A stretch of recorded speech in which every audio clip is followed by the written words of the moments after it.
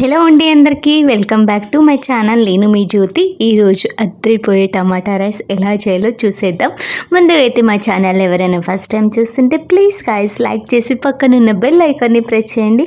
నేను ఎప్పుడు వీడియోస్ పెట్టినా మీకు నోటిఫికేషన్ వస్తుంది. ఇప్పుడైతే టమాటా రైస్ రెసిపీస్ ఏమేమి కావాలో చూసేద్దాం రండి. ముందైతే నేను ఒక 6 టమాటాలు తీసుకొని కట్ చేసి పక్కన పెట్టాను. ఆలుగడ్డ, అల్లం వెల్లుల్లి, ఉల్లిగడ్డ, పచ్చిమిరపకాయ అండ్ బీనీస్, పచ్చి బఠానీలు కూడా ఉంటే యాడ్ చేయండి మీ దగ్గర. నా దగ్గర లేవు, స్కిప్ చేసేసాను. అండ్ ఇక్కడైతే నేను బాస్మతి రైస్ యూజ్ చేస్తున్నాను. మీరు మామూలు రైస్తో కూడా చేసుకోవచ్చు. లంచ్ బాక్స్కు పిల్లలకి లంచ్ బాక్స్లో అద్రిపోయే రెసిపీ టమాటా రైస్.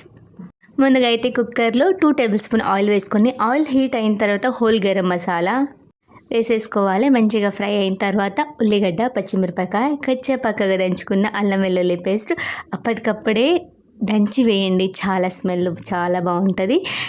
మన దగ్గర కూరగాయలు ఏం లేనప్పుడు, ఎక్కువ టైం లేనప్పుడు ఇలా టమాటా రైస్ చేసి పెట్టండి. లొట్టలు వేసుకుంటూ తింటారు, అంత బాగుంటుంది.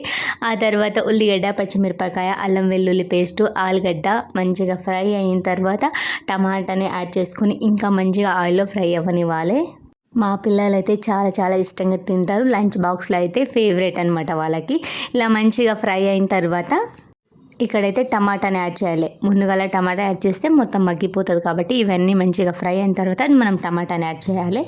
ఇక్కడైతే టమాటా యాడ్ చేస్తున్నా. ఇంకొంచెం మంచిగా ఫ్రై అయిన తర్వాత ఉప్పు, కారం, పసుపు అండ్ గరం మసాలా, ధనియాల పౌడర్ అన్నీ వేసేసుకోవాలి. ఎందుకంటే పచ్చిమిరపకాయలు వేసాం కాబట్టి కారం మనం చూసుకొని యాడ్ చేయాలి. పిల్లలు స్పైసీని బట్టి, మా దగ్గర కొంచెం స్పైసీ ఎక్కువనే తింటారు. నేను కూడా కారాన్ని అయితే యాడ్ చేస్తున్నాను.